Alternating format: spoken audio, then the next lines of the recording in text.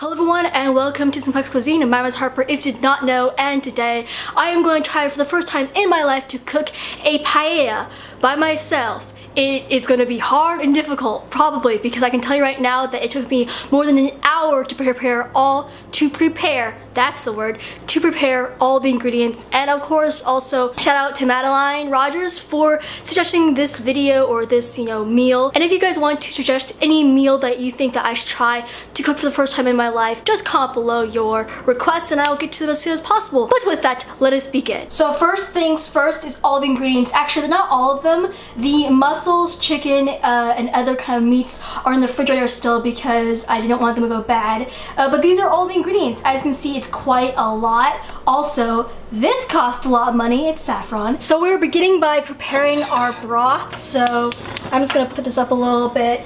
And to the broth, we have water, chicken broth, and then finally our saffron thread. So push it in here. And we're supposed to get this to a simmer, but not a boil. So yeah, that was very unsanitary. I washed my hands, so yeah. Also, I'm the only one eating this, hopefully, so I'm not gonna freak out about hygiene right now. I realize this is a really bad shot. There you go, that's a little better. Yeah, that's a little bit better now. See, I can't see right now, so I'm just gonna say that. So with that, simmering, I'm just gonna go to the next step. So the next step is we're gonna be cooking our chicken and other meats. So I'm just gonna put the oil in the pan. I don't have an actual paella pan, as you can probably see, so we're using a stainless steel giant pot instead, which is appropriate. So, first things first is to put on the chicken for 2 minutes. So it's been 2 minutes and we're just going to flip these little chicken thighs over. Okay, oh.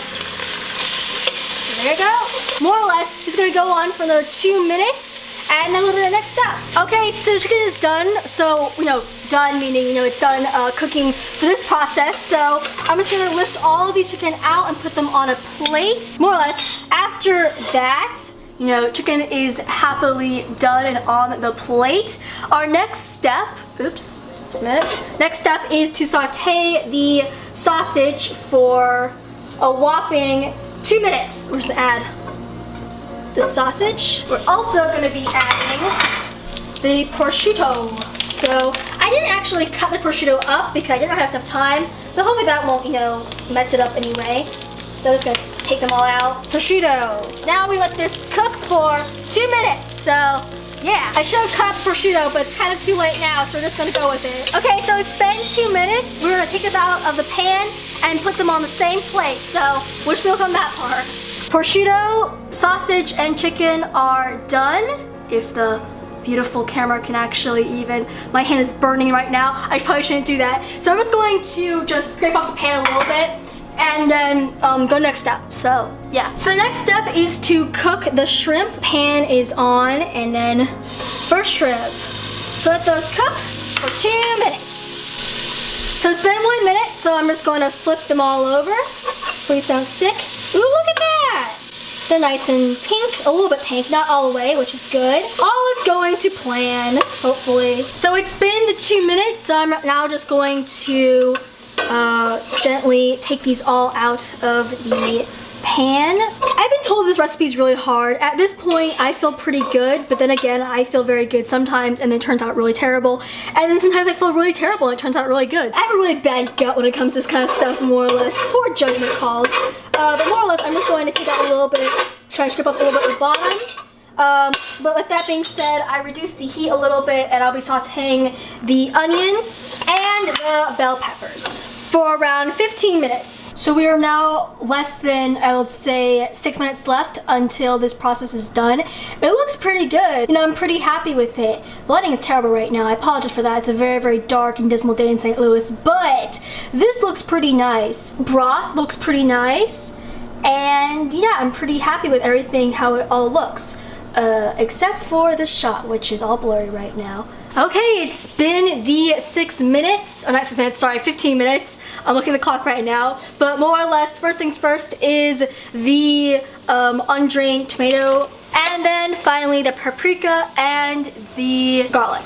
Okay, so I'm just gonna mix this up very quickly and then cook for 5 minutes. So yeah. Okay, so not last thing, but next step is to pour in the rice and then stir constantly for a minute. So pouring in and then stirring constantly. So pretty fun work here. I have to say that I've been told that this recipe was hard. At this point, I feel pretty good. It's more about the fact that, will it taste good or not? That's the real big problem. But I have to say right now, I don't see this as very hard. It's more or less, I think not the biggest, but the hardest part, and quote unquote hardest part, was just getting all the ingredients together. Right now, at least I feel really good. But, then again, everything could be terrible later on, so you never know. Next thing is to stir in the herb blend. So just gonna pour that in lightly. Broth and everything else, more or less.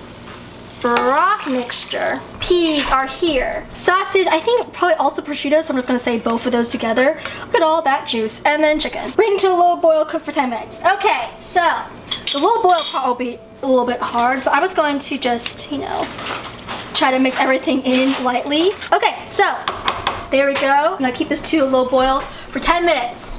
So yeah, so here's how it looks.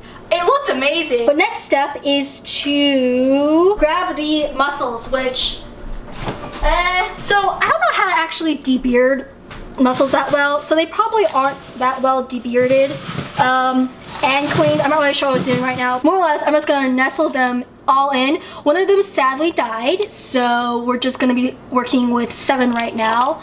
And then hopefully, yeah, everything works out that well. Actually, I think more than one died, or we're missing one. That one looks like it's also dead too.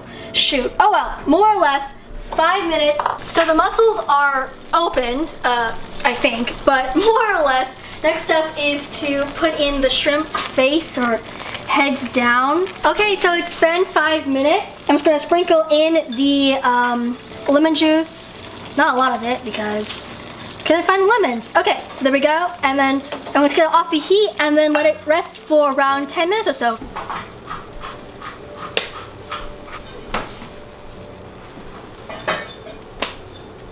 So it has been the, 10 minutes or so. We're just gonna see how it looks. It smells good. Actually kind of smells like towel right now. It looks pretty nice, if you can see that. Yeah. Looks pretty cute. Before I actually, take this out, I want to say a couple of things before. Number one, the mussels look like they're not really, some of them died before they were supposed to. This one looks really nice. All the other ones look a little bit I'm worried that the food isn't actually cooked. Not really like the shrimp or anything. I'm more worried about the chicken not being cooked all the way and the rice not being cooked all the way.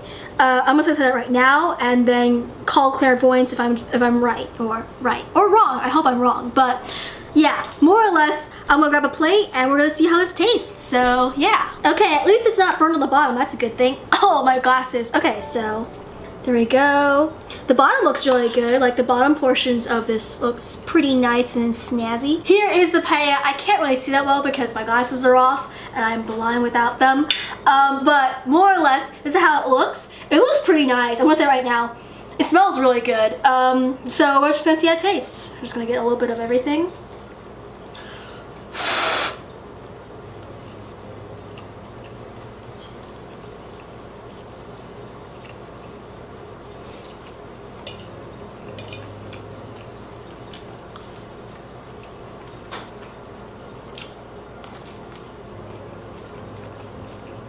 I like it a lot. Needs salt, but everything needs salt to me. Very seafoody. Thanks, Mom. Very seafoody, in a good way. Not too much overpowering, I could say. Definitely, you could taste a lot of the tomato, but like not in an overpowering way again. I think like every flavor you taste has enough like balance that you can taste it, but it doesn't like overpower the dish, which I think is really nice. I like it. Everything is cooked, nothing's overcooked and nothing's undercooked.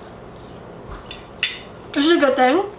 And I'm gonna enjoy this as a lunch, so yeah, I feel like, was this a successful, meal? I think it was. I think like I cooked it well.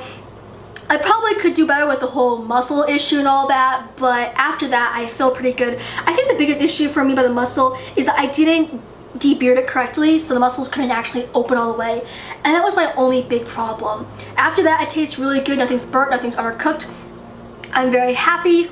And yeah, I feel like this is a great success. So if you like this video, just click that like. If you want to see more from moi, just subscribe. I hope you have an amazing day. I will see you next time. And as usual, goodbye.